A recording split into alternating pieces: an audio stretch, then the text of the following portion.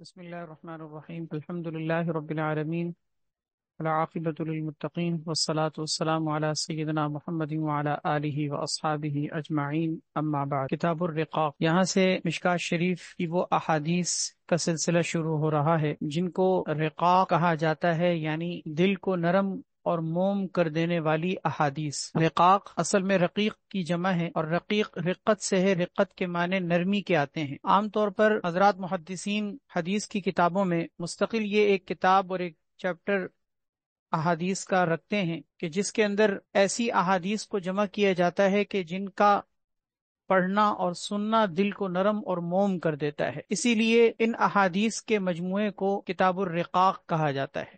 چنانچہ اس کا مطلب رقاق کا یہی ذکر کیا گیا ہے کہ وہ احادیث اور وہ باتیں کہ جن کے کہنے سننے اور پڑھنے سے انسان کے دل میں دو طرح کی کیفیات پیدا ہوتی ہیں۔ ایک تو یہ کہ دل میں رقت اور نرمی پیدا ہوتی ہے، دل نرم ہو جاتا ہے، دل کی سختی دور ہوتی ہے، اور دوسری چیز یہ کہ دنیا سے بے رغبتی اور آخرت کی رغبت پیدا ہوتی ہے۔ تو اس کا مطلب رقاق ان احادیث کو کہا جاتا ہے کہ جس سے دل نرم اور موم ہوتے ہیں اور آخرت کی رغبت پیدا ہوتی ہے۔ اللہ تبارک و تعالی ہمارے اس سلسلے کو اپنی بارگاہ میں قبول فرمائے، اور ان احادیث میں جو بھی اللہ کے نبی صلی اللہ علیہ وسلم نے اپنے فرامین مبارکہ کے ذریعے سے ہمیں نصیحتیں فرمائی ہیں، اللہ ہمیں دل و جان سے ان کو سننے کی، سمجھنے کی، عمل کرنے کی، اور ہدایت کا نور حاصل کرنے کی، اور آخرت کی طرف راغب اور مائل ہونے کی توفیق عطا فرمائے۔ کتاب الرقاق جو آپ کے سامنے یہ احادیث کا مجموعہ شروع ہو رہا ہے، اس کا ایک اجمالی خاکہ میں آپ کے سامنے ذکر کرتا ہوں کہ کتاب الرقاق کے اندر کل 224 احادیث ہیں۔ 5154 سے لے کے 5377 تک یہ احادیث کا مجموعہ ہے، اور اس کے اندر کل 9 ابواب ہیں۔ 9 ابواب میں کل 224 احادیث ہیں جو ذکر کی گئی ہیں۔ یہ پہلا باب ہے کتاب الرقاق، الفصل الاول۔ عن ابن عباس رضی اللہ تعالی عنہما قال قال رسول اللہ صلی اللہ علیہ وسلم نعمتان مغبون فیہما کثیر من الناس۔ حضرت سیدنا عبداللہ ابن عباس جلیل القدر صحابی رسول اللہ کے نبی صلی اللہ علیہ وسلم کا یہ ارشاد نقل فرماتے ہیں، نعمتانی مغبون فیہما کثیر من الناس۔ دو نعمتیں ایسی ہیں کہ جن کے اندر بہت کثرت سے لوگ دھوکے میں پڑے ہوئے ہیں۔ مغبون غبن سے ہے جس کے معنی دھوکے کے آتے ہیں۔ تجارت کے اندر، خرید و فروخت کے اندر کوئی انسان دھوکہ کھا جائے تو ہم اس کو کہتے ہیں مغبون ہو گیا، یعنی خاسر ہو گیا، تجارت میں لاس ہو گیا اس کو۔ نبی کریم صلی اللہ علیہ وسلم نے فرمایا یہ دو نعمتیں اللہ تعالیٰ کی ایسی نعمتیں ہیں کہ جن کے اندر لوگ بہت کثرت سے دھوکے میں پڑے ہوئے ہیں، اور وہ دو نعمتیں ایک صحت کی نعمت ہے اور دوسری فراغت کی یعنی فرصت کی نعمت ہے، کہ یہ دونوں اللہ تعالیٰ کی طرف سے ایسی نعمت ہیں کہ جن نعمتوں کو اگر کوئی انسان صحیح استعمال کر لے تو اپنی دنیا اور آخرت کو بہت قیمتی بنا سکتا ہے۔ چنانچہ جان ہے تو جہان ہے، انسان کی صحت ہوتی ہے، انسان کے اعضاء صحیح کام کرتے ہیں، طبیعت میں نشاط اور چستی ہوتی ہے، تازگی ہوتی ہے، تو انسان اپنے قوا سے، اپنے اعضاء و جوارح سے بہت عبادتیں کر سکتا ہے، آخرت کے لیے بہت کچھ جمع کر سکتا ہے، راتوں کو لمبے لمبے قیام کر سکتا ہے، تہجد کی رکعتیں پڑھ سکتا ہے، دن میں بھی، رات میں بھی، سفر میں بھی، حضر میں بھی، ہر حالت میں اللہ کو یاد کر سکتا ہے، ذکر سے، تلاوت سے، اسی طریقے سے آخرت کی طرف مائل ہونے والے بہت سارے کاموں میں اپنے وقت کو استعمال کر سکتا ہے۔ یہ صحت کی نعمت ایسی نعمت ہے کہ انسان اسی وقت اس کی قدر و قیمت کو جانتا ہے جب یہ ہاتھ سے چلی جاتی ہے۔ آج اعضاء انسان کے صحیح کام کر رہے ہیں، اللہ کے سامنے سجدہ ریز ہو سکتا ہے، زمین پہ جا کے اپنی پیشانی، ماتھا اللہ کے سامنے ٹیک سکتا ہے، اور نماز سے وہ محروم ہو اور نماز کا اہتمام نہ کرے، سجدے سے دور ہو، غافل ہو، بے فکر لاپرواہ ہو، کل یہی شخص جب بستر پہ پڑا ہوگا یا اپنی جسمانی ایسی تکلیفوں میں مبتلا ہو جائے کہ جس کی وجہ سے وہ زمین پر سجدہ کرنے کی طاقت اور قدرت نہ رکھے، پھر وہ چاہے گا بھی تو پھر اللہ کے سامنے ایک سجدہ بھی نہیں کر سکے گا۔ تو اس لیے ایک تو یہ صحت کی نعمت دیکھا جائے تو لوگ بہت دھوکے کا شکار ہوتے ہیں کہ صحت کی نعمت کو ضائع کرتے رہتے ہیں، کرتے رہتے ہیں، کرتے رہتے ہیں۔ جب انسان بیماریوں میں مبتلا ہو جاتا ہے پھر سوچتا ہے کاش کہ میں اپنی صحت کی حالت میں آ جاؤں تو پھر میں یہ کر لوں، میں وہ کر لوں، میں وہ کر لوں، حالانکہ اب کچھ بھی نہیں کر سکتا۔ دوسری چیز آپ نے فرمائی فراغت، فرصت، کہ ایک انسان اگر مشغول نہ ہو، ایک انسان اگر فارغ ہو، فرصت کے لمحات ہوں، تو اس کو انسان کتنی کثرت سے ضائع کرتا ہے۔ تو یہ دو نعمتیں ایسی ہیں کہ جس میں لوگ بہت کثرت سے دھوکے میں پڑے۔ اس حدیث پہ غور کیا جائے تو ایک بات اس حدیث سے یہ معلوم ہوتی ہے کہ یہ دونوں اللہ تبارک و تعالیٰ کی بہت بڑی نعمت ہیں، بہت بڑی نعمت ہیں۔ یعنی ان دونوں چیزوں کا نعمت ہونا بھی اس حدیث سے پتہ چلتا ہے۔ صحت بھی اللہ کی بہت بڑی نعمت ہے، فراغت اور فرصت کا ملنا، اپنی زندگی کے اندر انسان اتنا مشغول نہ ہو اور اپنے آخرت کے کاموں کے لیے وقت نکال سکے، یہ اللہ کی بہت بڑی نعمت ہے، بہت بڑی نعمت ہے۔ یہ دونوں اللہ کی بہت بڑی نعمت ہیں، صحت کی نعمت اور فرصت کی نعمت، فراغت کی نعمت۔ دوسری بات اس حدیث سے یہ بات پتہ چلتی ہے کہ یہ ہے تو نعمت، لیکن اس نعمت کی وجہ سے لوگ بہت کثرت سے دھوکے میں مبتلا ہیں۔ عموماً دیکھنے میں یہ آتا ہے کہ لوگ اپنی زندگی کے اندر ان دو چیزوں کی قدر نہیں کرتے، اور پھر بعد میں جب وقت انسان کے ہاتھ سے نکل جاتا ہے تو انسان کو یہ دونوں چیزیں یاد آتی ہیں۔ حدیث میں آتا ہے، ترمذی شریف کی روایت ہے، اغتنم خمسا قبل خمس، 5 چیزوں کو 5 چیزوں سے پہلے غنیمت جانو۔ شبابک قبل حرمک، اپنی جوانی کو اپنے بڑھاپے سے پہلے غنیمت جانو، کہ بوڑھے ہونے سے پہلے اپنی جوانی کے اندر وہ کام کر لو جو کل بوڑھے ہو کر نہیں کر سکو گے۔ وصحتک قبل سقمک، اور اپنی بیماری کے آنے سے پہلے اپنی صحت کی قدر کر لو کہ آج بیماری نہیں ہے، صحت مندی کی حالت ہے، وہ کچھ کر سکتے ہو جو کل بیمار ہو کر اور بستر پہ نہیں کر پاؤ گے۔ تیسرا، وغناک قبل فقرک، اپنے فقر و فاقے سے پہلے اپنی مالداری اور اپنی تونگری، اپنی وسعت اور کشادگی اور فراوانی کی حالت کی قدر کر لو کہ آج مال ہے، بہت کچھ کر سکتے ہو، حج کر سکتے ہو، مالی عبادات کی ادائیگی کر سکتے ہو، غریبوں، فقیروں، مسکینوں پر خرچ کر سکتے ہو، آخرت کے اعتبار سے اپنے اس مال کے ذریعے سے بہت بڑا ذخیرہ جمع کر سکتے ہو۔ کل یہی مال ہاتھ سے نکل گیا اور ہاتھ میں تمہارے پاس وسعت نہ رہی تو چاہو گے بھی تو کچھ نہیں کر سکو گے۔ کتنے ہی ایسے لوگ کہ جن کے پاس مال تھا لیکن اپنے حج کو ڈیلے کرتے رہے، آج حج مہنگا ہو گیا، مال کی وہ وسعت نہیں رہی، چاہتے بھی ہیں لیکن تڑپنے کے باوجود نہیں کر پا رہے۔ چوتھی چیز یہ ذکر کی، وہ فراغت کا قبل شغلک، اور اپنی مشغولیت سے پہلے اپنی فراغت کی قدر کر لو۔ اپنی مشغولیت سے پہلے اپنی فراغت کی قدر کر لو کہ آج مشغول نہیں ہو، بہت سے کام کر سکتے ہو، کل ایسے مشغول اور منہمک ہو جاؤ گے کہ چاہو گے بھی وقت نکالنا لیکن نہیں نکال پاؤ۔ اور پانچویں چیز یہ ذکر کی کہ وہ حیاتک قبل موتک، اپنی موت سے پہلے، اپنے مرنے سے پہلے اپنی زندگی کی قدر کر لو۔ آج زندگی تمہارے پاس موجود ہے، سانسوں کا یہ سلسلہ چل رہا ہے، تمہارے ہاتھ پاؤں حرکت کر رہے ہیں، تم اپنی آنکھیں کھول بند کر رہے ہو، اپنی آنکھوں سے، اپنے ہاتھوں سے، اپنے پاؤں سے، اپنے تمام اعضائے جسمانیہ سے تم بہت کچھ کر سکتے ہو، کل یہ سب بند ہو جائیں گے۔ آنکھ دیکھنے کے قابل نہیں ہوگی، کان سننے کے قابل نہیں ہوں گے، ہاتھوں اور پاؤں کی حرکت ختم ہو جائے گی، اور اس وقت تم کچھ چاہو گے بھی تو ایک سبحان اللہ بھی نہیں کہہ سکو گے، کرنا تو دور کی بات ہے۔ دوسرے کام بڑے بڑے، دوسری چیزیں تو دور کی بات ہے، ایک سبحان اللہ، اللہ کا نام لینے کی بھی اس وقت تمہیں جو ہے وسعت اور طاقت اور قدرت نہیں رہے گی۔ اس لیے فرمایا اپنی زندگی کی اپنی موت سے پہلے قدر کرو۔ تو 5 چیزوں کو 5 چیزوں سے پہلے غنیمت جانو۔ اسی طرح ایک حدیث میں آتا ہے، طبرانی کی اور بہقی کی روایت ہے، لیس یتحسر اہل الجنت الا علی ساعۃ مرت بہم ولم یذکر اللہ فیہا۔ آپ صلی اللہ علیہ وسلم نے فرمایا، اہل جنت کو جنت میں جانے کے بعد بھی کسی چیز کی حسرت نہیں ہوگی مگر صرف ایک حسرت ہوگی، ایک ملال، ایک حسرت ان کو ضرور ہوگی۔ وہ کیا؟ وہ حسرت اس بات پر ہوگی کہ دنیا کے اندر وہ گھڑیاں جو اللہ کی یاد کے بغیر گزری تھیں، کاش کہ ہم اس میں بھی اللہ کو یاد کرتے تو اپنے درجات اور بلند پاتے۔ اللہ اکبر۔ اسی لیے قیامت کے دن کو مختلف ناموں سے قرآن کریم میں ذکر کیا ہے۔ ان ناموں میں سے قرآن کریم میں ایک نام قیامت کے دن کا ذکر کیا ہے یوم التغابن، بلکہ تغابن کے نام سے قرآن کریم کی ایک باقاعدہ پوری سورت موجود ہے۔ 28ویں پارے کی تھرڈ لاسٹ سورت ہے سورت التغابن۔ اس سورت التغابن میں اللہ تعالیٰ نے آگے جا کر قیامت کے ناموں میں سے ایک نام ذکر کیا ہے یوم التغابن۔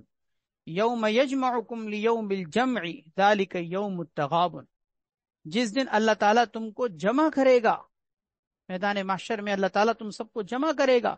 پھر فرمایا آگے ذالک یوم التغابن، یہ ہے تغابن کا دن۔ تغابن کا مطلب کیا ہے؟ تغابن کے لفظ پہ آپ غور کریں، تغابن بھی غبن سے ہے۔ غبن کے معنی دھوکے کے اور خسارے کے آتے ہیں، نقصان کے، لاس کے آتے ہیں۔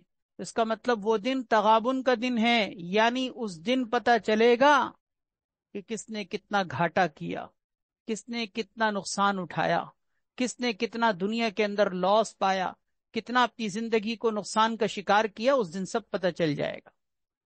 فَسَوْفَ تَرَىٰ إِذَا انْكَشَفَ الْغُبَارُ أَفَرَسٌ تَحْتَ رِجْلِكَ أَمْ حِمَارٌ۔ اللہ اکبر، کیا عجیب شاعر نے، عربی کا ایک شاعر ہے جس نے یہ جملہ کہا ہے، فَسَوْفَ تَرَىٰ إِذَا انْكَشَفَ الْغُبَارُ، ابھی تو غبار اڑ رہا ہے، ابھی تو گرد و غبار اڑ رہا ہے، کچھ نہیں پتا کہ کون کس پر سوار ہے، نظر نہیں آ رہا۔ لیکن جب یہ غبار چھٹے گا، گرد و غبار بیٹھے گا، اس وقت پتہ چلے گا کہ تمہارے نیچے گھوڑا ہے یا خچر، گدھا ہے یا گھوڑا ہے، اس وقت پتہ چل جائے گا۔ آج تو سب سواری پہ بیٹھے نظر آ رہے، ہر آدمی اپنے آپ کو اچھا سمجھ رہا ہے، لیکن کل پتہ چلے گا گرد و غبار چھٹنے کے بعد کہ تم گھوڑے پہ سوار تھے کہ گدھے پہ سوار تھے۔ افرس تحت رجلک ام حمار۔ بہرحال یہ بہت اہم حدیث ہے، اللہ پاک ہمیں اس حدیث پر عمل کی توفیق عطا فرمائے۔ اور اس حدیث کا ہماری زندگی سے تقاضا کیا ہے؟ وہ یہ کہ ہم ان دونوں نعمتوں کی قدر کریں، ہم ان دونوں نعمتوں کی قدر کریں۔ اللہ رب العزت نے صحت کی نعمت دی ہے، اس کی قدردانی کریں۔ اللہ نے فرصت کے لمحات دیے ہیں، اس کی قدردانی کریں۔ اور اس کی قدردانی یہ ہے کہ اپنی صحت کو اچھے کاموں میں لگائیں، اپنی فرصت کے لمحات کو اچھے کاموں میں لگائیں۔ عام طور پر ہمارے معاشرے کا مزاج یہ ہے لوگوں کا کہ جب فرصت ملتی ہے، چھٹی ملتی ہے، اور انسان کے فرصت کے لمحات آتے ہیں، چھٹی کے ایام آتے ہیں، تو سوتے ہوئے گزارتا ہے۔ عام طور پر دیکھا یہ جاتا ہے کہ چھٹی کے دن بجائے اس کے کہ عبادت میں اور اللہ کی عبادت اور بندگی کے کاموں میں گزارا جائے، عام دنوں اور عام روٹین سے بھی زیادہ وہ دن غفلت میں گزرتا ہے۔ بھائی ہونا تو یہ چاہیے کہ بھائی مثال کے طور پر اگر اتوار کا دن ہے، چھٹی کا دن ہے، تو فجر کی نماز کا خوب اہتمام ہو، تلاوت بھی آج خوب اچھی طریقے سے کی جائے، اشراق بھی، چاشت بھی، اور اسی طریقے سے خوب اللہ رب العزت کی طرف راغب اور مائل ہو کے دکھایا جائے کہ بھئی آج تو میں فارغ ہوں۔ اور اللہ پاک توفیق عطا فرمائے تو اس دن روزہ رکھ لیں کہ بھئی آج تو کام تو کرنا نہیں، آج تو کام پہ جانا نہیں ہے، چلو میں آج روزے سے گزار لوں، گھر میں تو ہوں، روزہ رکھ لوں۔ نہیں، لیکن ہوتا کیا ہے، چھٹی کا دن ہے، اب آج صبح نہیں اٹھیں گے، آج دوپہر میں اٹھیں گے۔ کیوں؟ آج چھٹی کا دن ہے۔ چھٹی کا دن ہمارے ہاں عام طور پر فرصت کے لمحات کو ضائع کیا جاتا ہے۔ کیوں؟ اسی کی چھٹی ہے۔ چھٹی کا مطلب دین سے چھٹی، نماز سے چھٹی، تلاوت سے چھٹی، ذکر سے چھٹی، اللہ کی یاد سے چھٹی، ہر چیز سے چھٹی۔ قرآن نے کیا کہا ہے؟ سورہ الم نشرح کو پڑھیے، سورہ الم نشرح کی آخری آیت کیا ہے؟ فَإِذَا فَرَغْتَ فَانصَبْ وَإِلَىٰ رَبِّكَ فَارْغَب۔ آخری دو آیتیں دیکھ لیجئے، فَإِذَا فَرَغْتَ فَانصَبْ وَإِلَىٰ رَبِّكَ فَارْغَب۔ اے نبی جب آپ فارغ ہو جائیں تو کھڑے ہو جائیے، جم جائیے۔ فنصب کے معنی گڑ جانے کے آتے ہیں، جیسے لکڑی کہیں گاڑ دی جائے۔ فَإِذَا فَرَغْتَ فَانصَبْ، اے نبی جب آپ فارغ ہو جائیں تو آپ کھڑے ہو جائیے۔ وَإِلَىٰ رَبِّكَ فَارْغَب، اور اپنے رب کی طرف رجوع کیجیے، اپنے رب کی طرف راغب اور مائل ہوئیے۔ اس کا مطلب کیا کہ فراغت کی حالت میں حکم کیا دیا گیا؟ اِلَىٰ رَبِّكَ فَارْغَب۔ فراغت کی حالت میں حکم یہ دیا گیا کہ فن سب اپنے رب کی عبادت کے لیے کھڑے ہو جائیے اور اپنے رب کی طرف راغب ہو جائیے۔ تو فرصت کے لمحات، چھٹی کے لمحات، انسان کے ایسے ایام کے جو انسان کی مشغولیتوں سے فارغ ہوں، وہ ایام تو اللہ کی طرف رجوع کرنے کے ہیں۔ قرآن کریم میں اللہ تعالیٰ نے یہ حکم، سوچئے ذرا، کس کو دیا ہے؟ حضور اکرم صلی اللہ علیہ وسلم کو دیا ہے۔ اور حضور صلی اللہ علیہ وسلم جو فارغ ہونے کی بات کی جا رہی ہے، کس چیز سے فارغ ہو جائیں؟ کیا آپ دن بھر کوئی زراعت، کھیتی باڑی اور دنیا کے کام کرتے تھے؟ نہیں، کس چیز سے فارغ؟ دعوت کے کام سے فارغ، جہاد سے فارغ، اسی طرح لوگوں میں تبلیغ کا کام کرنے سے فارغ. لوگوں کو آپ جو دن بھر نصیحت کرتے ہیں، ہدایت کی طرف لانے کے لیے، ان کو بلانے کے لیے جو کوششیں کرتے ہیں، وہ دین کا جو کام آپ سارے دن کرتے رہتے ہیں، آپ جب اس سے فارغ ہو جائیے تو فَإِلَىٰ رَبِّكَ فَارْغَب. تو اس کا مطلب کیا ہوا کہ دین کے کام سے بھی فارغ ہونے کے بعد عبادت کا حکم دیا جا رہا ہے. تو دنیا کے کام سے فارغ ہونے کی حالت میں کیا یہ حکم نہیں ہوگا؟ اللہ اکبر. اللہ پاک ہم سب کو اپنی فرصت کے لمحات، اپنی فراغت کے لمحات کو قیمتی بنانے کی توفیق عطا فرمائے. اگلی حدیث ہے وعن المستورد ابن شداد رضی اللہ تعالی عنہ قال سمعت رسول اللہ صلی اللہ علیہ وسلم یقول. حضرت مستورد ابن شداد رضی اللہ تعالیٰ عنہ آپ صلی اللہ علیہ وسلم کا یہ ارشاد نقل فرماتے ہیں کہ واللہ ما الدنیا فی الآخرۃ الا مثل ما یجعل احدکم اصبعہ فی الیم.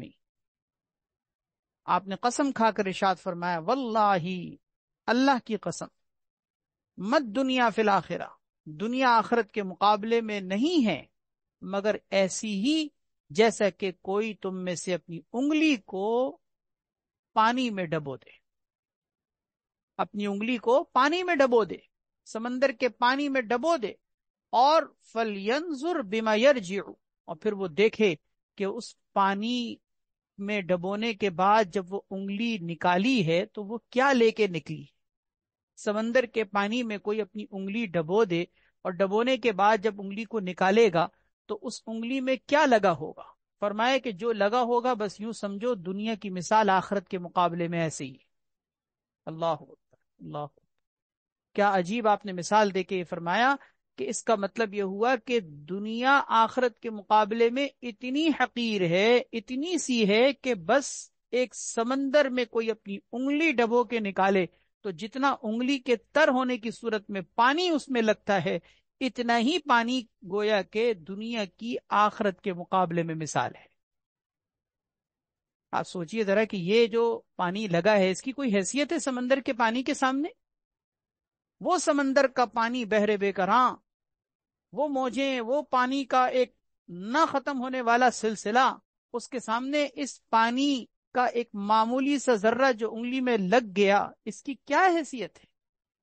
جس طرح اس کی کوئی حیثیت نہیں، اسی طرح دنیا کی آخرت کے مقابلے میں کوئی حیثیت. حضرات محدثین نے ذکر کیا ہے کہ یہ بھی آپ صلی اللہ علیہ وسلم نے سمجھانے کے لیے ذکر کیا، ورنہ حقیقت میں دنیا ایک محدود ہے، آخرت غیر محدود ہے. محدود کی غیر محدود کے سامنے کوئی مناسبت نہیں ہوتی. دنیا محدود ہے نا، چاہے جتنی لمبی ہو، چاہے جتنی بڑی ہو، لیکن محدود ہے، ایک انتہا ہے اس کی، ایک اس کی لمٹ ہے. آخرت کی کوئی انتہا نہیں ہے. ایک غیر منتہی چیز اور منتہی چیز، یعنی ایک ان لمیٹڈ اور ایک لمیٹڈ چیز، ان دونوں میں کوئی مناسبت اور کوئی جوڑ نہیں ہوتا، کہ ان دونوں کا آپس میں کوئی مقابلہ ہی نہیں ہے. تو یہ بھی سمجھانے کے لیے ایک اسلوب، ایک انداز آپ صلی اللہ علیہ وسلم نے اختیار کیا. اور بعض احادیث سے معلوم ہوتا ہے کہ آپ صلی اللہ علیہ وسلم نے اپنی چھوٹی انگلی کی طرف اشارہ کر کے فرمایا. اپنی چھوٹی انگلی کی طرف آپ صلی اللہ علیہ وسلم نے اشارہ کر کے فرمایا کہ اس انگلی کو، آپ نے فرمایا گویا کہ جس طرح یہ انگلی پانی میں ڈالی جائے، اور یہ انگلی کا مطلب چھوٹی انگلی، کہ آدمی اگر اپنی چھوٹی انگلی کو پانی میں ڈالے تو جس طرح اس چھوٹی انگلی میں پانی کی ایک بہت معمولی مقدار لگتی ہے، اسی طرح دنیا کی مثال آخرت کے مقابلے میں ایسے ہی ہے. یہ تو تھا اس حدیث کا مطلب. اب اس حدیث کا مقصد کیا ہے؟ اس حدیث کا مقصد حضرات محدثین نے ذکر کیا ہے کہ جب یہ مثال آپ نے دے دی دنیا کے بارے میں، یہ سمجھا دیا کہ دیکھو دنیا آخرت کے مقابلے میں کوئی حیثیت نہیں رکھتی، اس کا مطلب کیا ہے؟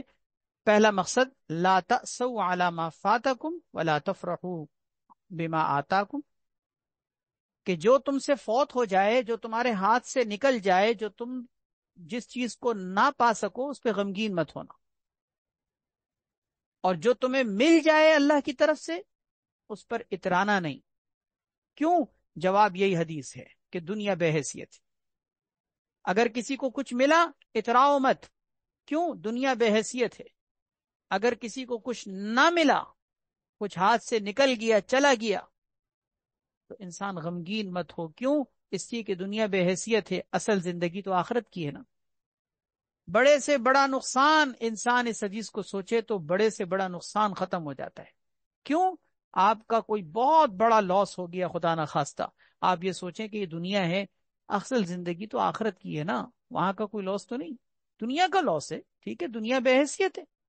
بڑے سے بڑا نقصان آپ کو اس حدیث کی وجہ سے چھوٹا لگے گا، اور بڑی سی بڑی نعمت پر بھی آپ اترائیں گے نہیں۔ کیوں؟ اس لیے کہ آپ کو پتہ ہے کہ یہ دنیا ہے، یہ بے حیثیت ہے۔ تو ایک تو اس حدیث کا یہ مقصد کہ انسان اپنے کسی نعمت کے ملنے پر اترائے نہیں، اور کسی نعمت کے چھن جانے یا کھو جانے یا گم ہو جانے یا نکل جانے کی وجہ سے غمگین نہ ہو۔ اور دوسرا مقصد یہ ہے کہ انسان اس زندگی کے اندر، اس دنیا کے اندر اللہ کی نافرمانیوں سے بچے، حرام لذتوں سے بچے۔ یہ اس حدیث کا مقصد ہے، اس لیے کہ حرام لذتیں انسان کیوں حاصل کرتا ہے؟ اپنے نفس کی خواہشات کو پورا کرنے میں مزہ آتا ہے نا۔ تو جب یہ حدیث سامنے ہوگی، پیش نظر ہوگی، اور ہر وقت مستحضر ہوگی کہ دنیا بے حیثیت ہے، تو انسان بڑی سی بڑی حرام لذت کو یہ سوچ کر چھوڑ دے گا کہ دنیا ہے یہ بے حیثیت ہے، اصل لذت یہ نہیں، اصل لذت آخرت کی ہے۔ میں آخرت کی دائمی لذت کو حاصل کرنے کے لیے دنیا کی اس عارضی لذت کو کیوں اختیار کروں؟ کیونکہ میرے سامنے تو آخرت ہے نا، اور آخرت کی دائمی لذت کی وجہ سے میں کوئی دنیا کی لذت کی وجہ سے میں آخرت کی لذت کو کیوں چھوڑوں؟ اس حدیث کا گویا کہ دوسرا عملی تقاضا یہ ہے کہ انسان اپنی حرام لذتوں کو چھوڑ، یہ سوچ کر کہ یہ دنیا ہے، اور یہاں کی لذت، یہاں کا عیش، یہاں کا غم سب فانی۔ اللہم لا عیش الا عیش الاخرہ۔ صحابہ اکرام کیسی مشقتوں کی حالت میں خندق کھود رہے تھے، پیٹ پہ پتھر بندھے ہوئے تھے، اور ایسی حالت تھی کہ اس بھوک اور افلاس اور فاقے کی حالت میں دشمن کا خوف بھی تھا، کلیجے منہ کو آ رہے تھے۔ اس حالت میں نبی علیہ الصلوۃ والسلام صحابہ کرام کو تسلی دینے کے لیے کیا جملہ ارشاد فرما رہے تھے؟ اللہم لا عیش الا عیش الاخرہ فاغفر الانصار والمہاجر۔ اللہم لا عیش الا عیش الاخرہ، اے اللہ اصل عیش تو آخرت کا ہے، اے اللہ مہاجرین اور انصار صحابہ کرام کی مغفرت کر دے۔ اللہ، یعنی آپ نے دعا بھی دی ان کو، اور ساتھ میں تسلی بھی دی کہ یہ یاد رکھنا، اللہم لا عیش الا عیش الاخرہ، اللہم لا عیش الا عیش الاخرہ۔ یہ جملہ زبان سے انسان کو ایسے موقع پہ کہنا چاہیے، کبھی خدا نخواستہ انسان پریشان ہو، تنگیوں میں ہو، پریشانیوں میں ہو، تو یہ زبان سے کہے لا عیش الا عیش الاخرہ، کہ اصل عیش تو آخرت کا ہے۔ وعن جابر رضی اللہ تعالی عنہ ان رسول اللہ صلی اللہ علیہ وسلم مر بجد اسک میت، نبی کریم صلی اللہ علیہ وسلم کا گزر ہوا ایک ایسے بکری کے بچے کے پاس سے۔ جدیون ولد الزان کو کہا جاتا ہے، بھیڑ بکری کے بچوں کو کہا جاتا ہے۔ تو نبی کریم صلی اللہ علیہ وسلم کا ایک دفعہ گزر ہوا کسی بکری کے بچے کے پاس سے کہ جو اسک کا، جس کے کان بڑے بڑے تھے، جس کے کان چھوٹے چھوٹے تھے، یا کٹے ہوئے تھے۔ اصل میں اسک اس جانور کو کہا جاتا ہے جس کے کان بہت چھوٹے ہوں، یا بالکل سرے سے ہوں ہی نہ، اور یا پھر کٹے ہوئے۔ اس کا مطلب یہ کہ وہ کانوں کے اعتبار سے یا تو بہت چھوٹے کان والا تھا، یا اس کے کان سرے سے تھے ہی نہیں، یا پھر کان تو تھے لیکن کٹ چکے تھے۔ ان تینوں حالتوں میں اس کو کہتے ہیں اسک۔ اور میتن، وہ بکری کا بچہ مرا ہوا بھی تھا۔ اس کے اندر آپ سوچئے کہ ایک تو عیب یہ تھا کہ وہ بکری کا بچہ مرا ہوا تھا، دوسرا عیب یہ تھا کہ اس کے کان بھی ایسے تھے کہ جو ایک نارمل بکری کے کان نہیں ہوتے، کہ جس کی وجہ سے قیمت لگے اور انسان اس کو دیکھ کر مائل ہو۔ اس کے کان بھی کٹے ہوئے تھے یا بالکل سرے سے تھے ہی نہیں۔ اور تیسرا یہ کہ وہ کوئی پوری بکری نہیں تھی بلکہ بکری کا بچہ تھا۔ تو تینوں چیزیں ایسی تھیں کہ جس کی وجہ سے طبیعت میں میلان نہیں ہوتا۔ ایک تو بکری کا بچہ، دوسرا یہ کہ کان بھی چھوٹے چھوٹے، اور تیسرا یہ کہ مرا ہوا۔ تو ایسی چیز کی طرف انسان کا میلان نہیں ہوتا نا۔ تو نبی کریم صلی اللہ علیہ وسلم ایک ایسے بکری کے بچے کے پاس سے گزرے، قال، آپ صلی اللہ علیہ وسلم نے فرمایا، ایکم یحب ان ھذا لہ بدرہم، تم میں سے کون یہ پسند کرتا ہے کہ اس کو یہ بکری کا بچہ 1 درہم کے بدلے میں مل جائے؟ 1 درہم دے کر وہ ایک بکری کا بچہ یہ لے لے، کون چاہے گا تم میں سے؟ فقالوا، صحابہ کرام نے کہا کہ ما نحب انہ لنا بشیء یا رسول اللہ، ہم میں سے کوئی نہیں چاہتا کہ ہمیں یہ کسی بھی چیز کے بدلے میں ملے، یعنی ہم 1 درہم تو کیا، کسی بھی چیز کے بدلے میں کوئی حقیر سے حقیر چیز دے کر بھی ہم یہ بکری کا بچہ لینے کے لیے تیار نہیں ہوں گے۔ کیوں؟ ایک تو مرا ہوا ہے، دوسرے کانوں کے اعتبار سے یہ عیب ہے اس کے اندر، اور تیسرا یہ کہ بکری کا بچہ ہے، کوئی پوری بکری بھی نہیں۔ تو ہمیں تو اگر کوئی معمولی اور حقیر چیز کے بدلے میں بھی اگر یہ بکری کا بچہ کوئی دے گا تو ہم لینے کے لیے تیار نہیں۔ قال، آپ نے فرمایا، اللہ اکبر، آپ نے اس بات کو سمجھانے کے لیے یہ ایک انداز اختیار کیا تھا جو اصل بات آپ یہ بیان فرما رہے ہیں۔ آپ نے قسم کھا کر فرمایا، فواللہ للدنیا اہون علی اللہ من ھذا علیکم، اللہ کی قسم، دنیا اللہ کے نزدیک اتنی زیادہ حقیر اور ذلیل ہے جتنا کہ یہ بکری کا بچہ تمہارے نزدیک حقیر اور ذلیل ہے۔ کہ دنیا جتنی دنیا اللہ کے نزدیک اس سے زیادہ ذلیل ہے کہ جتنا کہ یہ بکری کا بچہ تم کو کمتر اور حقیر محسوس ہو رہا ہے، کہ تم اس کو کسی چیز کے بدلے میں لینے کے لیے تیار نہیں ہو۔ اللہ کے نزدیک آپ نے قسم کھا کر فرمایا کہ دنیا اس سے بھی زیادہ ذلیل ہے۔ اللہ اکبر، اللہ اکبر۔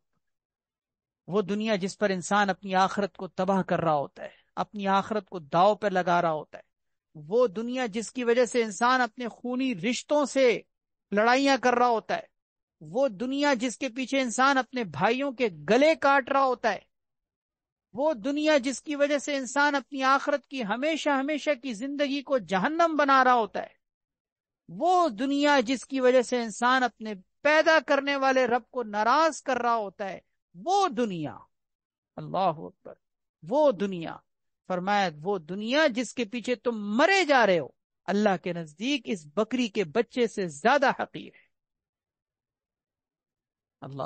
اللہ ہمیں سمجھنے کی توفیق دے دے۔ ایک حدیث میں آتا ہے، ترمذی شریف کی روایت ہے، لو کانت الدنیا تعدل عند اللہ جناح بعوضۃ، اگر دنیا اللہ کے نزدیک ایک مچھر کے پر کے برابر بھی ہوتی، مچھر کے پر کے برابر، فرمایا ما سقا کافر منہا شربۃ ماء، اللہ تعالیٰ کسی کافر کو پانی کا گھونٹ بھی نہ پلاتے۔ اگر ایک مچھر کے پر کے برابر بھی کوئی حیثیت ہوتی نا، ایک مچھر کے پر کے برابر اس کی کیا حیثیت ہوتی ہے، فرمایا اتنی بھی حیثیت نہیں ہے، اگر اتنی بھی حیثیت ہوتی تو اللہ تعالیٰ کسی کافر کو پانی کا گھونٹ بھی نہ پلاتے۔ لیکن یہ دنیا بے حیثیت ہے، یہ دنیا بے حقیقت ہے، جبھی تو اللہ کے نہ ماننے والے، اللہ کا انکار کرنے والے، اللہ کے ساتھ شریک ٹھہرانے والے کافروں کو، مشرکوں کو، یہودیوں کو، عیسائیوں کو، ہندوؤں کو، قادیانیوں کو، اللہ کے نافرمانوں کو اللہ تبارک و تعالی کھلا بھی رہے ہیں، پلا بھی رہے ہیں، پہنا بھی رہے ہیں، دنیا کی آسائشیں دے رہے ہیں، نعمتیں ان کو دے رہے ہیں۔ اس کا مطلب کیا؟ کہ دنیا بے حیثیت ہے، کیونکہ اگر کوئی حیثیت ہوتی نا، اللہ تعالیٰ اپنے دشمنوں کو تھوڑی کچھ دیتے۔ اس کو آپ ایک مثال سے سمجھیے، مثلا اگر کوئی آپ کا دشمن ہے تو کیا آپ یہ بات پسند کریں گے کہ آپ اس کو اپنی ذات سے کوئی راحت پہنچا دیں، کوئی اس کو نفع دے دیں، کوئی اپنی کوئی چیز اس کے حوالے کر دیں؟ آپ پسند کریں گے؟ کبھی نہیں چاہیں گے۔ کیوں؟ اپنے دشمن کو کون کیا دینا چاہتا ہے؟ اپنے دشمن کو، جو آپ کا دشمن ہے، جانی دشمن ہے، آپ اس کو پانی کا گھونٹ بھی نہیں پلائیں گے۔ کیوں؟ اپنے دشمن کو کوئی اچھا نہیں کرنا چاہتا، کوئی اس کو اچھا ہی نہیں دینا چاہتا۔ اللہ تعالیٰ کے دشمن دنیا میں تو مزے سے کھا رہے ہیں، پی رہے ہیں، موج مستیاں اڑا رہے ہیں، اللہ تعالیٰ سب کو دے رہے ہیں۔ کیوں کر رہے ہیں؟ اس لیے کہ یہ دنیا کوئی حیثیت رکھتی نہیں ہے نا، یہ دنیا کوئی حیثیت رکھتی نہیں ہے، اللہ کے نزدیک اس دنیا کی کوئی حیثیت ہے ہی نہیں، جبھی تو اللہ تعالیٰ کھلا رہے ہیں، پلا رہے ہیں۔ ہاں، اللہ کے نزدیک حیثیت اگر ہے تو جنت کی ہے، آخرت کی ہے، جبھی تو اللہ تعالیٰ کافروں کو جنت میں کوئی حصہ نہیں دیں گے۔ کیوں؟ اس لیے کہ اس کی حیثیت ہے نا، کافروں کے لیے کچھ نہیں ہے۔ آگے آ رہا ہے حدیث میں، اگر کافر دنیا میں کوئی نیکی کا کام کر بھی لے، کسی کو پانی پلا دے، راستے سے پتھر ہٹا دے، کسی کے کام آ جائے، کسی غریب مسکین کو کھانا کھلا دے، اس طرح کی جو نیکی معاشرتی زندگی کے اندر نیکیوں کے کام ہوتے ہیں، اگر کوئی کافر یہ کام کر دے، اللہ تعالیٰ دنیا میں ہی اس کا بدلہ چکا کر معاملہ برابر سرابر کر دے، آخرت میں کچھ نہیں ملے گا۔ کیوں؟ جنت کی نعمت اللہ کے نزدیک اس کی حیثیت ہے، اس کی حیثیت ہے۔ اللہ تعالیٰ اس جنت کی نعمت کو کسی کافر کے حوالے نہیں کریں گے، جنت کافر کے اوپر حرام ہے کیونکہ اس کی حیثیت ہے۔ ہاں، دنیا کی کوئی حیثیت نہیں، اللہ کافروں کو بھی دے رہے، بلکہ بعض اوقات دیکھنے میں آتا ہے اللہ کافر کو مسلمانوں سے بھی آگے بڑھ کر دے رہے۔ کیوں؟ دنیا بے حیثیت ہے۔ کیا عجیب انداز اس حدیث میں اختیار کیا گیا ہے۔ فرمایا آپ صلی اللہ علیہ وسلم نے ایک عملی طور پر ایک مثال دے کے سمجھایا کہ جس طرح یہ بکری کا بچہ تمہارے نزدیک اتنا حقیر ہے کہ تم درہم تو درہم کوئی معمولی چیز بھی دے کر تم لینے کے لیے تیار نہیں ہو، اللہ کے نزدیک یہ دنیا اس سے زیادہ حقیر ہے۔ وعن ابی ہریرہ رضی اللہ تعالی عنہ قال قال رسول اللہ صلی اللہ علیہ وسلم الدنیا سجن المؤمن وجنت الکافر۔ صحیح مسلم کی یہ روایت ہے، بڑی مشہور روایت۔ حضرت سیدنا ابو ہریرہ رضی اللہ تعالیٰ عنہ فرماتے ہیں کہ نبی کریم صلی اللہ علیہ وسلم نے ارشاد فرمایا الدنیا سجن المؤمن وجنت الکافر، دنیا مومن کے لیے قید خانہ ہے اور کافر کے لیے جنت ہے۔ اللہ اکبر۔ الدنیا سجن المؤمن وجنت الکافر، اس حدیث کا کیا مطلب ہے؟ اس حدیث کے مختلف مطلب ذکر کیے گئے۔ سب سے پہلا مطلب اس حدیث کا یہ ہے کہ دنیا مومن کے لیے قید خانہ ہے، کیا مطلب؟ آخرت کے مقابلے میں، اور کافر کے لیے جنت ہے یعنی آخرت کے مقابلے۔ آخرت کے مقابلے میں کس طرح؟ کہ دنیا مومن کے لیے قید خانہ ہے آخرت کے مقابلے میں، کہ آخرت میں اللہ تعالیٰ نے مومن کے لیے جتنی نعمتیں رکھی ہیں، فراوانی اور کشادگی رکھی ہے اور جنت کی آسائشیں رکھی ہیں، اس کے مقابلے میں یہ دنیا تو قید خانہ ہے، کہ جب اس کو جنت ملے گی تو اس کو سمجھ میں آئے گا کہ دنیا کیا تھا، دنیا کیا چیز تھی۔ اس کو یہ دنیا کی زندگی قید خانے کی طرح محسوس ہوگی کہ جب وہ جنت کی وسعتیں دیکھے گا، جنت کی فراوانی دیکھے گا، جنت کی کشادگی دیکھے گا۔ جیسے کوئی قید خانے کے اندر ایک چھوٹے سے کمرے میں بند ہو، پھر جب قید خانے کا لاک کھولا جائے، اس کو باہر نکالا جائے تو باہر کھلا آسمان، کھلی فضا، وسعت اور کشادگی دیکھ کر انسان کا دل کتنا باغ باغ ہو جاتا ہے۔ فرمایا اسی طرح دنیا آخرت کے مقابلے میں مومن کے لیے قید خانے کی طرح ہے، کہ جب وہ مر کر آخرت کی وسعتوں کو دیکھے گا، جنت کی آسائشوں کو دیکھے گا، تو پھر وہ یہ محسوس کرے گا کہ یہ دنیا جس سے میں نکل کر آیا ہوں یہ تو میرے لیے قید خانہ تھا، اصل زندگی تو آخرت کی ہے۔ اور بالکل اسی کے برعکس کافر کے لیے معاملہ بالکل برعکس ہوگا۔ کیا؟ کہ جب دنیا سے نکل کر، آج دنیا میں تو وہ موج مستیاں منا رہا ہے، اپنی منچاہی زندگی گزار رہا ہے، اپنی حرام خواہشات کو پورا کرنے میں لگا ہوا ہے، لیکن کل جب مر کر آخرت میں پہنچے گا تو آخرت میں جب وہ اپنی پریشانیوں کو، تکلیفوں کو، عذاب کو اور اللہ تبارک و تعالیٰ کی طرف سے جب وہ پکڑ کو دیکھے گا، تو پھر آخرت کی تنگیوں کو دیکھ کر اس کو دنیا کی زندگی جنت محسوس ہوگی کہ میں تو جنت سے آ رہا ہوں۔ ایک مطلب حدیث کا یہ ذکر کیا گیا، اور دوسرا مطلب یہ ہے کہ دنیا مومن کے لیے قید خانہ ہے، یعنی دنیا کی زندگی میں مومن اپنی خواہشات کے پورا کرنے میں آزاد نہیں ہوتا بلکہ پابند ہوتا ہے۔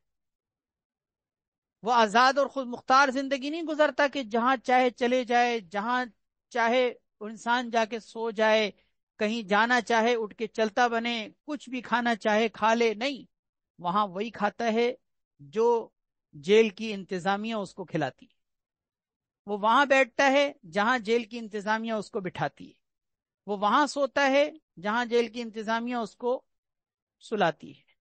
یعنی اس کا مطلب وہ پابند ہوتا ہے، وہ آزاد نہیں ہوتا، اپنے کھانے میں، اپنے پینے میں، اپنے اٹھنے بیٹھنے میں، اپنے سونے جاگنے میں، اپنی تمام چیزوں میں وہ آزاد نہیں ہوتا، پابند ہوتا ہے۔ جبکہ کافر کے لیے جنت اس اعتبار سے ہے کہ کافر دنیا میں آزاد اور خود مختار زندگی گزارتا ہے، وہ حرام خواہشات کے پورا کرنے میں کسی سے ڈرتا نہیں ہے، اسے خود مختاری اور ایک آزادی ہوتی ہے کہ وہ جو چاہے کھا رہا ہے، جہاں چاہے اٹھ رہا ہے، جب چاہے جو چاہے جہاں چاہے چلے جائے۔ مومن ایسا نہیں ہے، مومن اپنی خواہشات کے پورا کرنے میں پابند ہوتا ہے۔ وہ اپنی خواہشات کے پورا کرنے میں یہ دیکھتا ہے کہ یہ کہیں حرام تو نہیں ہے، کہیں اس سے اللہ ناراض تو نہیں ہوگا، کہیں یہ شریعت کے خلاف تو نہیں ہے، کہیں یہ میرے پیارے نبی صلی اللہ علیہ وسلم کی سنت کی خلاف ورزی تو نہیں ہوگی، کہیں اس کی وجہ سے میری آخرت کھٹی تو نہیں ہو جائے گی، کہیں میری آخرت داؤ پہ تو نہیں لگے گی، کہیں میرے لیے اس کی وجہ سے قبر تنگ تو نہیں ہو جائے گی۔ وہ اپنی چیزوں میں، اپنی خواہشات میں، ان چیزوں کے بارے میں مقید ہوتا ہے، پابند ہوتا ہے اور فکر مند ہوتا ہے۔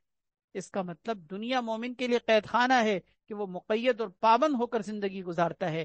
کافر کے لیے جنت ہے کہ کافر جو ہے وہ آزاد اور خود مختار زندگی گزارتا ہے، اسے کسی کا کوئی ڈر و خوف نہیں ہوتا، وہ اپنی حرام خواہشات کے پورا کرنے میں کسی کا کوئی ڈر و خوف نہیں رکھتا، کیونکہ اس کو پتا ہے کہ جو کچھ ہے بس وہ یہی ہے، کیونکہ اس کے ذہن میں تو آخرت کا کوئی تصور ہی نہیں ہے نا۔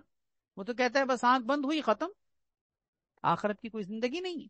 لیکن مومن قدم قدم پھونک پھونک کر اٹھاتا ہے، یہ سوچ کر کے اصل زندگی آگے آنے والی۔ تو یہ دوسرا مطلب ہے۔ اور تیسرا مطلب اس حدیث کا یہ ہے کہ یہ حدیث جس میں ایک خبر دی جا رہی ہے کہ دنیا مومن کے لیے قید خانہ ہے اور کافر کے لیے جنت ہے، یہ ایک خبر دی جا رہی ہے، لیکن خبر بمعنی حکم کے ہے۔ پہلے بھی میں نے اس بات کا مطلب آپ کے سامنے عرض کیا تھا کہ بعض اوقات ہم کسی چیز کی خبر دے رہے ہوتے ہیں لیکن مقصد حکم دینا ہوتا ہے۔ مثلا کوئی چھوٹا بچہ آپ کے سامنے کوئی شرارت کر رہا ہے تو آپ اس بچے کو بعض اوقات حکم دیتے ہیں کہ یہ کام نہ کرو، اور بعض اوقات خبر دیتے ہیں اچھے بچے یہ کام نہیں کرتے۔ اب دیکھیں یہ خبر ہے نا، ایک آپ نے اس کو ایک خبر دی کہ اچھے بچے یہ کام نہیں کرتے، حکم نہیں دیا آپ نے، لیکن آپ نے جو خبر دی ہے اگر دیکھا جائے تو یہ خبر بھی تو حکم کے درجے میں ہے نا، کیونکہ جب آپ اس کو یہ کہہ رہے ہیں کہ اچھے بچے یہ کام نہیں کرتے تو اس کا مطلب آپ کیا کہنا چاہ رہے ہیں؟ اچھے بچے یہ کام نہیں کرتے کا مطلب تم اچھے بچے ہو، تم یہ کام نہ کرو۔ تو اس کو کہتے ہیں جملہ خبریہ بمعنی انشائیہ، کہ خبر ہے لیکن خبر کے اندر آرڈر ہے۔ تو اللہ کے نبی صلی اللہ علیہ وسلم نے ہمیں ایک خبر دی ہے کہ دنیا مومن کے لیے قید خانہ ہے، اس خبر کے اندر آرڈر ہے، اس خبر کے اندر باقاعدہ ایک نصیحت ہے، ایک پیغام ہے، ایک حکم ہے کہ دنیا مومن کے لیے قید خانہ ہونا چاہیے۔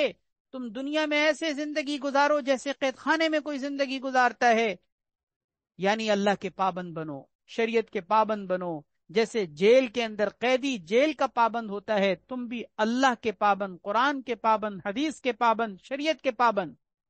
اپنی خواہشات میں آزاد مت بنو، رات کو سونے کے لیے لیٹے، اب جب نیند پوری ہوگی اٹھیں گے، چاہے دوپہر کو 12 بجے اٹھیں، نہیں نہیں، پابند ہو تم، فجر کی نماز نہیں چھوڑنی ہے۔ کھانے کے لیے بیٹھے ہو، تم پابند ہو کہ تمہیں یہ دیکھنا ہوگا کہ یہ حرام ہے یا حلال، ایسا نہیں ہے کہ تمہیں جی چاہ رہا ہے جو چاہے کھا لو، نہیں۔ کپڑے پہننے تم پابند ہو اس بات کے کہ کپڑے حرام نہ ہو، حرام مال سے حاصل نہ کیے گئے ہوں۔ اسی طرح وہ کپڑے ایسے نہ ہو کہ جس کپڑے کا پہننا شریعت میں منع کیا گیا ہے۔ مثال کے لیے مرد کے لیے ریشم کا لباس ہے، سرخ رنگ کا لباس ہے، یا اسی طریقے سے پائچے ٹخنوں سے نیچے لٹکانا ہے، یا اسی طرح مرد اور عورت کا ایک دوسرے کی مشابہت والے کپڑے کا پہننا ہے۔ یہ کپڑے پہننے کے بارے میں مذاق نہیں، ہم شریعت کی حدود کے پابند ہیں۔ کھانے پینے میں، لباس اور پوشاک میں، وضاقتہ میں، رہن سہن میں، معاشرتی زندگی کے اندر، اپنے غم اور خوشی کے تمام معاملات میں ہم شریعت کے پابند ہیں۔ تو گویا نبی علیہ الصلوۃ والسلام نے اس میں یہ ہمیں حکم دیا ہے کہ دنیا مومن کے لیے قید خانہ ہے، کہ تم دنیا کے اندر ایسے زندگی گزارو جیسے قید خانے میں کوئی قیدی زندگی گزارتا ہے، کہ وہ پابند ہوتا ہے، تم بھی پابند بن کے زندگی گزارنا، آزاد زندگی نہیں گزارنا، کیونکہ آزاد زندگی گزارنے والا کافر ہوتا ہے، جنت الکافر۔ یہ کافر کا کام ہے کہ دنیا کے اندر وہ ایسے زندگی گزارتا ہے کہ جنت کی طرح، کہ جنت میں کیا ہوگا، جو تم چاہو گے مل جائے گا نا۔ تو وہ تو کافر کے لیے دنیا کی زندگی ایسے ہوتی ہے کہ وہ جو چاہتا ہے کرتا ہے، تم ایسے نہیں بننا، کیونکہ تم اگر اپنی ساری خواہشات دنیا میں پوری کرنے لگو گے تو آخرت تمہاری داؤ پہ لگ جائے. تو کتنی پیاری یہ ایک نصیحت ہے، چھوٹے سے جملے کے اندر کتنا معانی کا سمندر اس کے اندر چھپا ہوا ہے. الدنیا سجن المؤمن وجنت الکافر. اسی لیے کیا پیارا جملہ کہا گیا ہے، کون کہتا ہے کہ مومن مر گیا، قید سے چھوٹا وہ اپنے گھر گیا. کیا عجیب شعر ہے چھوٹا سا. کون کہتا ہے کہ مومن مر گیا. کسی مومن کے مرنے کی صورت میں یہ تھوڑی کہہ سکتے ہیں ہم کہ مر گیا. مر گیا کا مطلب تو وہ ختم ہو گیا، نہیں، ختم نہیں ہوا. کون کہتا ہے کہ مومن مر گیا، قید سے چھوٹا وہ اپنے گھر گیا. وہ تو اپنے گھر گیا ہے، اپنے اصل گھر کی طرف چلا گیا. وہ گھر جس گھر میں اس کے لیے ہمیشہ ہمیشہ کی آسائشیں اور خوشحالیاں ہیں، فراوانیاں ہیں، وسعتیں ہیں، اللہ کی نعمتیں ہیں، تو وہ اپنے اصل گھر گیا ہے. ایک بہت بڑے مشہور بزرگ حضرت داؤد طائی رحمت اللہ علیہ، ان کے بارے میں آتا ہے کہ جب وہ ان کا انتقال ہوا تو لوگوں نے ہاتف غیبی سے ایک آواز سنی. ہاتف غیبی کا مطلب ہوتا ہے کہ ایک آواز جس کے پکارنے والے کا پتہ نہ ہو کہ کون کہہ رہا ہے، بس ایک آواز سی محسوس ہوتی ہے، ہاتف غیبی. تو لوگوں نے ان کے مرنے پر باقاعدہ یہ آواز سنی، اطلق داود من السجن، داود قید خانے سے چھوٹ گئے. حضرت داؤد طائی رحمت اللہ علیہ قید خانے سے چھوٹ گئے. ایک اور حدیث میں آتا ہے ان الدنیا سجن المؤمن والقبر امنه والجنت مصیرہ. دنیا مومن کے لیے قید خانہ ہے، قبر اس کے لیے امن و سلامتی کی جگہ ہے، اور جنت اس کا ٹھکانہ ہے.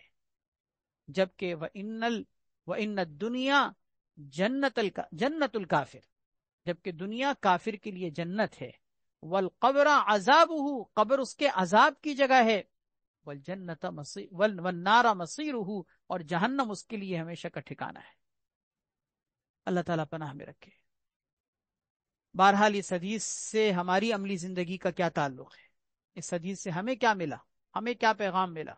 کہ ہم اپنی دنیا کی زندگی کو ایک تو عیش و عشرت میں اور من چاہی زندگی گزارنے اور خواہشات کے پورا کرنے میں نہ لگیں کہ جو چاہا کھا لیا، جیسا چاہا زندگی گزار لی. نہیں، ہم ایک قیدی کی طرح زندگی گزاریں، یعنی شریعت کے پابند بنیں. قیدی کا مطلب یہ نہیں ہے کہ آپ ساری خواہشات کو توڑیں، اپنی ہر خواہش کو فنا کر دیں. نہیں، یہ مطلب نہیں ہے. حرام خواہشات کو توڑنا ہے. باقی حلال لذتیں جتنی بھی ہیں خوب حاصل کریں. اللہ کی نعمتیں، اللہ نے یہ دنیا آپ کے لیے بنائی ہے. یہ دنیا، یہ آسمان و زمین، یہ سورج و چاند، یہ کہکشاں، یہ فضا، یہ سمندر، یہ کوثار، یہ سب آپ کے لیے ہے. آپ ان کو خوب کھائیں، پیئیں، استعمال کریں. لیکن بس ایک چیز ہمیشہ خیال رکھیں، حرام خواہشات کو پورا نہ کریں. بس اتنی سی بات ہے. تو ہم کوئی ایسے قیدی نہیں ہیں کہ جس کا مطلب یہ کہ ہم کھانا بھی اپنی مرضی سے نہیں کھائیں گے اور لقمے پر جو ہے ہم پابند ہوں گے. نہیں نہیں نہیں، اللہ نے نعمتیں دی ہیں، خوب دل کھول کے کھائی، لیکن بس حرام خواہشات کو پورا کرنے سے بچی. اس کو کہا جاتا ہے دنیا مومن کے لیے قید خانہ. تو ایک تو ہمارے لیے اس حدیث میں کرنے کا کام یہ ہے کہ ہم اس حدیث کے مطابق اپنی زندگی کو مقید اور پابند کریں، حرام خواہشات سے بچیں.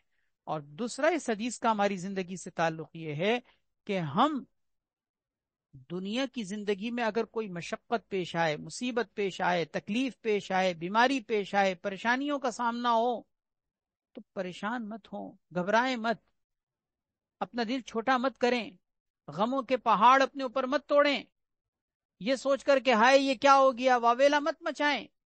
یہ دنیا ہے، اگر قید خانے میں تکلیف آ رہی ہے تو بس عارضی ہے. جیسے قیدی کو تکلیف پہنچتی ہے ہمیں بھی پہنچ رہی ہے. اللہ پاک انشاءاللہ دائمی نعمتوں اور راحتوں میں عن قریب انشاءاللہ ہمیں پہنچائیں گے. انشاءاللہ اللہ عافیت کے ساتھ پہنچائے. اللہ ہم سب کی آخرت کو بہتر بنائے. تو کبھی تکلیف پیش آئے، کبھی پریشانی پیش آئے، کبھی غموں کے کوئی سلسلے آپ کی زندگی میں آ جائیں، پریشان مت ہوں، دل چھوٹا مت کریں. یہ سوچ لیں کہ دنیا مومن کے لیے قید خانہ ہے. اگر تکلیف آ بھی گئی تو عارضی ہے، فانی ہے، ختم ہو جائے گی انشاءاللہ. باقی اللہ سے عافیت مانگتے رہیں، اللہ سے عافیت مانگتے رہیں. یہ نہیں کہ ہم اللہ تبارک و تعالیٰ کی طرف سے آئی ہوئی پریشانیوں کو اپنے لیے راحت سمجھے. نہیں، ہم کمزور ہیں. ربنا آتنا فی الدنیا حسنۃ وفی الآخرۃ حسنۃ وقنا عذاب النار، اے اللہ میں دنیا میں بھی عافیت دے دے، آخرت میں بھی دے دے، دنیا کی زندگی اور آخرت کی دونوں زندگی کی اللہ ہم راحت و سکون تجھ سے مانگتے ہیں، لیکن کبھی غم آ جائے، کبھی تکلیف آ جائے، برداشت کریں، صبر کریں، اللہ سے راضی رہیں، شکوے نہ کریں، بے صبری کا مظاہرہ نہ کریں۔ یہ ہماری زندگی کے اندر اس حدیث کا بہت گہرا ایک تعلق ہے جو ہمیں اس حدیث سے حاصل ہوتا ہے۔ اللہ عمل کی توفیق عطا فرمائے۔ اگلی حدیث ہے وعن انس رضی اللہ تعالی عنہ قال قال رسول اللہ صلی اللہ علیہ وسلم ان اللہ لا یظلم مؤمنا حسنۃ یعطى بها فی الدنیا ویجزى بها فی الآخرہ۔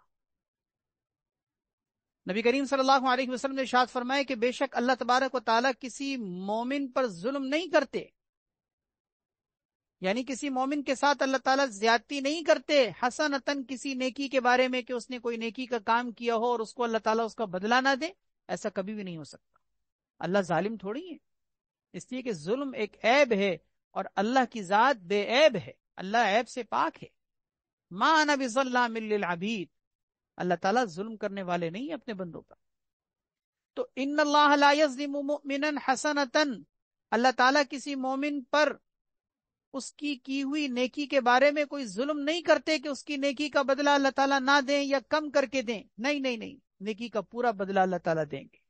چنانچہ آگے فرمایا یعطى بها فی الدنیا ویجزى بها فی الآخرہ، اس کو اس کی نیکی کا بدلہ دنیا میں بھی دیا جائے گا اور آخرت میں بھی اس کی جزا دی جائے گی۔ اس کا مطلب نیکی کا بدلہ دنیا میں بھی ملتا ہے، آخرت میں بھی ملتا ہے۔ ایک تو اس حدیث سے یہ بات معلوم ہوئی کہ اللہ تعالیٰ کسی کی نیکی کو ضائع نہیں کریں گے، ضرور بدلہ دیں گے۔ اور دوسرا معنی اس حدیث سے یہ پتہ چلا، دوسرا مطلب اس حدیث کا جو پتہ چلا وہ یہ ہے کہ اللہ تعالیٰ دنیا اور آخرت میں بدلہ دیں گے، صرف آخرت میں نہیں۔ لہذا یہ کہنا غلط ہے کہ نیکی کا بدلہ صرف آخرت میں ملتا ہے، دنیا میں کیا ملتا ہے؟ دنیا میں تو مشقتیں ملتی ہیں، نعوذ باللہ۔ بعض لوگ یہ کہتے ہیں نا کہ نماز اگر پڑھو گے تو آخرت بنے گی، دنیا میں کیا ملے گا؟ دنیا میں تو جاؤ گے بس نماز پڑھو گے۔ نہیں نہیں، نماز پڑھو گے، تلاوت کرو گے، ذکر کرو گے، روزہ رکھو گے، زکوٰۃ دو گے، حج کرو گے، جو بھی عبادت کرو گے، آخرت میں تو ملے گا ہی۔ اللہ دنیا کو بھی قیمتی بنا دیں گے، اللہ دنیا کو بھی کامیابی والی بنا دیں گے، اللہ دنیا میں بھی عزتیں، رفعتیں، سربلندیاں اور وہ مراتب اور وہ مقامات اور وہ خوشحالیاں دیں گے کہ جس کو کوئی عمل کے بغیر اس کی ہوا بھی نہیں پا سکتا۔ ایک نمازی اور ایک بے نمازی دونوں کی زندگی کیا برابر ہے؟ کیا اللہ کے سامنے جو دن میں 5 مرتبہ سجدہ ریز ہو رہا ہے اور ایک وہ شخص کے جو دن بھر میں اللہ کے سامنے ایک دفعہ بھی سجدے کی توفیق جسے نہیں مل رہی، کیا دونوں کی زندگی کی خوشحالی برابر ہوگی؟ نہیں نہیں نہیں، اس کی زندگی کانٹوں پر گزر رہی ہے اور یہ نمازی کی زندگی اللہ پھولوں پر گزارے گی۔ نہیں آتا یقین کر کے دیکھ، اللہ تعالیٰ زندگی کی خوشحالیاں اپنی آنکھوں سے دکھاتے۔ تو دنیا میں بھی اللہ تعالیٰ بدلہ عطا فرماتے ہیں، یعطیٰ بہا فی الدنیا ویجزیٰ بہا فی الآخرہ، آخرت میں بھی اللہ تعالیٰ بدلہ دیں گے۔ اور دوسرا فرمایا وَأَمَّا الْكَافِرُ فَيُطْعَمُ بِحَسَنَاتِ مَا عَمِلَ بِهَا لِلَّهِ فِي الدُّنْيَا، کافر کا معاملہ یہ ہے کہ اس کی ہوئی نیکیوں کا بدلہ جو اس نے اللہ کے لیے کوئی نیکی اگر کی بھی ہو، مثال کے طور پر کسی کو اس نے کھانا کھلا دیا، راستے سے کوئی تکلیف دہ چیز ہٹا دی، کسی مصیبت اور غمزدہ کے لیے وہ کام آ گیا، کسی کی اس نے مدد کر دی، کوئی بھی نیکی کا کام معاشرتی زندگی کے اعتبار سے اس نے اگر کر بھی لیا، فرمایا کافر کو اس کی ہوئی نیکی کے بدلے میں جو اس نے اللہ کے لیے کوئی عمل کیا ہو، فَيُطْعَمُ، اس کے بدلے میں اس کو کھلایا جائے گا، یعنی اس کو رزق دیا جائے گا، دنیا کی فراوانی دی جائے گی۔ اللہ تعالیٰ دنیا میں اس کو فراوانی، خوشحالی، کشادگی، آسائشیں اس کو دیں گے، کیونکہ اس نے جو نیکی کا کام بھی کیا ہے دنیا میں اللہ تعالیٰ اس کو چکا دیں گے۔ لیکن فی الدنیا، دنیا کی زندگی میں، آخرت میں نہیں، فی الدنیا، یہ قید ہے کہ دنیا کی زندگی میں اس کے کیے کا اس کو بدلہ ملے گا۔ حتی اذا افضا الی الآخرۃ، یہاں تک کہ جب وہ آخرت میں پہنچے گا، مر کر جب وہ آخرت میں جائے گا تو بھلے اس نے دنیا میں کتنے ہی اسپتال قائم کیے ہوں، کتنے ہی رفاہی کام کیے ہوں، کتنے ہی غریبوں یتیموں کے اس نے کام آنے کا کام دنیا میں کیا ہو، خدمت خلق کا جتنا بھی چاہے اس نے کام کیا ہو، کوئی بھی نیکی کے کام اس نے کیے ہوں، آخرت میں اس کے لیے لم یکن لہ حسنۃ یجزیٰ بہا، کوئی نیکی نہیں رہے گی اس کے لیے کہ جس کا بدلہ آخرت میں اس کو چکایا جائے. دنیا میں اللہ تعالیٰ سب برابر سرابر کر دیں گے. وجہ وہی ہے جو میں نے شروع میں بھی عرض کی تھی کہ کافر کے لیے آخرت میں کچھ بھی نہیں ہے، کیونکہ آخرت کی دائمی زندگی، جنت کی زندگی، جنت کی نعمتیں وہ ایک حیثیت رکھتی ہیں، اور اللہ تعالیٰ وہ حیثیت رکھنے والی چیزوں کو ان بے حیثیت قسم کے لوگوں کو، کافروں کو کچھ بھی نہیں دیں. ہاں دنیا بے حیثیت ہے، وہ اللہ کافر کو بھی دیتے ہیں، اللہ مشرک کو بھی دیتے ہیں، اللہ اپنے نہ ماننے والوں کو بھی دیتے ہیں. آخرت میں کافر کو کچھ نہیں ملے گا، جو اس نے نیکی کی تھی دنیا میں چکا دیا جائے گا، اور جب وہ آخرت میں پہنچے گا لم یکن لہ حسنۃ یجزی بہا. ان اللہ لا یغفر ان یشرک بہ ویغفر ما دون ذلک لمن یشاء. اللہ تعالیٰ شرک کو معاف نہیں کریں گے، شرک کے علاوہ جس کو چاہیں گے اللہ معاف کریں. رواہ مسلم. تو اس سے یہ بات معلوم ہوئی کہ ایمان بہت بڑی نعمت ہے، بہت بڑی نعمت ہے. ایمان بہت بڑی نعمت ہے، کیونکہ اس ایمان کی برکت سے انسان کی نیکیوں کا بدلہ دنیا آخرت دونوں میں ملتا ہے. اور ایمان اگر نہ ہو تو پھر نیکی اگر کوئی کرے بھی تو اس کا بدلہ دنیا میں ہی چکا دیا جاتا ہے، آخرت میں کچھ بھی نہیں. حضرات محدثین نے ذکر کیا ہے کہ اللہ تعالیٰ اہل ایمان کے ساتھ فضل کا معاملہ کرتے ہیں اور کفار کے ساتھ عدل کا معاملہ کرتے ہیں. بڑی قیمتی بات ہے. اہل ایمان کے ساتھ اللہ کا معاملہ فضل کا ہوتا ہے. فضل کیا؟ فضل کہتے ہیں اضافے کو، کہ جتنا کیا ہے اس سے زیادہ دینا. کہ دنیا میں انسان کو جبکہ وہ مومن ہو اللہ دنیا میں بھی بدلہ دیتے اور آخرت میں بھی دیں گے. تو یہ فضل ہو گیا نا کہ جتنا کیا اس سے زیادہ دے رہے ہیں. لیکن کافر کو اللہ تبارک و تعالیٰ عدل کے ساتھ معاملہ کرتے ہیں. کافر کے ساتھ کیا مطلب؟ کہ جو کیا ہے اس کا معاملہ برابر سرابر دنیا میں مل جاتا ہے، بس آخرت میں اللہ کا فضل ان کو نہیں ملے گا. تو اہل ایمان پر اللہ کا فضل ہوتا ہے اور اہل کفر پر اللہ کا عدل ہوتا ہے. ظلم کسی پر بھی نہیں ہوتا، ظلم کسی پر بھی نہیں ہوتا. ایسا نہیں ہوتا کہ نیکی انسان کرے اور رائے گاں ہو جائے. کافر بھی اگر کوئی نیکی کرتا ہے نا تو اس کی نیکی بھی رائے گاں نہیں ہوتی، اللہ اس کا بدلہ دنیا میں چکاتے ہیں. وعن ابی ہریرہ رضی اللہ تعالی عنہ قال قال رسول اللہ صلی اللہ علیہ وسلم حجبت النار بالشہوات وحجبت الجنت بالمکارہ. نبی کریم صلی اللہ علیہ وسلم نے ارشاد فرمایا جہنم کو ڈھانپ دیا گیا ہے، حجبت النار ڈھانپ دیا گیا ہے جہنم کو بالشہوات خواہشات کے ذریعے سے. کیا مطلب؟ کہ خواہشات پوری کرتے رہو دنیا کے اندر، اپنی من چاہی زندگی گزارتے رہو، تو در حقیقت تم کون سے کام کر رہے ہو؟ جہنم تک پہنچنے والے کام کر. کیونکہ جہنم کو اللہ نے خواہشات کے ذریعے سے ڈھانپ دیا گیا ہے. جو دنیا میں خواہشات کی پرستش کر کے زندگی گزارتا ہے در حقیقت وہ اپنے لیے جہنم کا سامان کر رہا ہوتا ہے. وحجبت الجنت بالمکارہ، اور اللہ تعالیٰ کی طرف سے جنت کو ڈھانپ دیا گیا ہے ناپسندیدہ کاموں کے ذریعے سے. ناپسندیدہ کام کیا ہوتے ہیں؟ کہ دنیا میں انسان کی خواہشات کا ٹوٹنا، عبادات کی مشقتیں جھیلنا، گناہوں سے بچنے کی وجہ سے جو تکلیفیں آتی ہیں یا نیک کام کرنے کی وجہ سے جو تکلیفیں آتی ہیں ان تکلیفوں کو سہنا، برداشت کرنا، اور اللہ رب العزت کی طرف سے جو احکامات ہیں ان احکامات کو پورا کرنے میں مشقت جھیل لینا، یہ ایسی چیزیں اس کو کہتے ہیں ناپسندیدہ چیز. اللہ نے اس کے ذریعے سے جنت کو ڈھانپ دیا ہے. تو جو دنیا میں ان مشقتوں سے گزر رہا ہوتا ہے در حقیقت وہ جنت کے پردے کو ہٹا رہا ہوتا ہے اور جنت تک پہنچ رہا ہوتا ہے. اور جو دنیا میں خواہشات کے پیچھے چل رہا ہوتا ہے وہ جہنم کے پردوں کو ہٹا رہا ہوتا ہے اور جہنم تک پہنچ رہا ہوتا ہے. تو اللہ تعالیٰ نے جنت کو ڈھانپ دیا ناپسندیدہ کاموں کے ذریعے سے اور جہنم کو ڈھانپ دیا خواہشات کے ذریعے سے.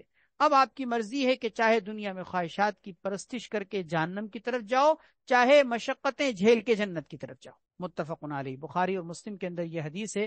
البتہ امام مسلم رحمۃ اللہ علیہ نے صحیح مسلم کے اندر یہ الفاظ ذکر کیے ہیں کہ حجبت کے بجائے حفت کے الفاظ. حفت کا مطلب وہی ہے ڈھانپ دینا، اور حجاب پردے کو کہتے ہیں. اس کا مطلب جنت پر جہنم پر پردے ڈال دیے گئے ہیں، یعنی پردوں کے ذریعے سے ڈھانپ دیا گیا. اللہ تبارک و تعالی ہم سب کو عمل کی توفیق عطا فرمائے. اللہ تعالی ان حدیثوں کو ہمارے دلوں میں اتار دے، ہماری آخرت کی زندگی کو بہتر بنا دے، دنیا کی زندگی کو بھی بہتر بنا دے. اللہ ہم سب کو آخرت کی طرف راغب اور مائل ہونے کی توفیق عطا فرمائے. وآخر دعوانا الحمدللہ رب العالمین. الحمدللہ رب العالمین والعاقبۃ للمتقین والصلاۃ والسلام علی سیدنا محمد وعلی آلہ واصحابہ اجمعین. ربنا آتنا فی الدنیا حسنۃ وفی الآخرۃ حسنۃ وقنا عذاب النار. یا ارحم الراحمین اپنے فضل و کرم سے ہم سب کے اس مل بیٹھنے کو، جمع ہونے کو قبول فرما. اے اللہ ہمارے اس درس حدیث کو اپنی بارگاہ میں قبول فرما، اور اس درس کو ہمارے لیے ہدایت کا ذریعہ بنا، اصلاح و تربیت کا ذریعہ بنا، عافیتوں کے حصول کا ذریعہ بنا، برکتوں کا ذریعہ بنا، دونوں جہان کی کامیابیوں کا ذریعہ بنا، نجات کا ذریعہ بنا. اے رب کریم تم ہم سب سے راضی ہو جا. اے اللہ ہم سب سے راضی ہو جا. یا اللہ ہمارے اس مجلس میں، ہمارے اس سلسلے میں جو لوگ بھی جڑنے والے ہیں، یا اللہ اپنے فضل و کرم سے سب کو، یا اللہ ان کے تمام مقاصد میں کامیابی نصیب فرما. سب کے دلوں میں جو نیک حاجتیں ہیں، نیک تمنائیں ہیں، یا اللہ مختلف مقاصد ہیں، یا اللہ اپنے فضل و کرم سے سب میں کامیابی نصیب فرما. یا اللہ ہر طرح کی پریشانیوں کو دور فرما، بیماریوں کو دور فرما. اے اللہ ہمیں اس شعبان کے مہینے میں برکت عطا فرما، اور عافیت اور سلامتی کے ساتھ رمضان تک پہنچا دیجیے. ہم سب کی زندگیوں میں برکت عطا فرما، ایمان کے ساتھ، امن و سلامتی کے ساتھ، عافیت اور صحت کے ساتھ. اے اللہ ہمیں خوب، یا اللہ رحمتوں اور برکتوں کے ساتھ رمضان کے مہینے میں داخل ہونے کی توفیق عطا فرما. اور آنے والے اس ماہ مبارک کو ہماری زندگی کا سب سے بہترین رمضان بنا، خوب برکتیں لوٹنے کی، رحمتیں سمیٹنے کی، اور مغفرت کے خزانوں کو جمع کرنے کی یا اللہ توفیق عطا فرما. اے اللہ ایک ایک پل، ایک ایک ساعت، ایک ایک گھڑی یا اللہ قیمتی بنانے کی توفیق عطا فرما. سبحان ربک رب العزت عما یصفون وسلام علی المرسلین والحمد للہ رب العالمین. آمین یا رب العالمین برحمتک یا ارحم الراحمین.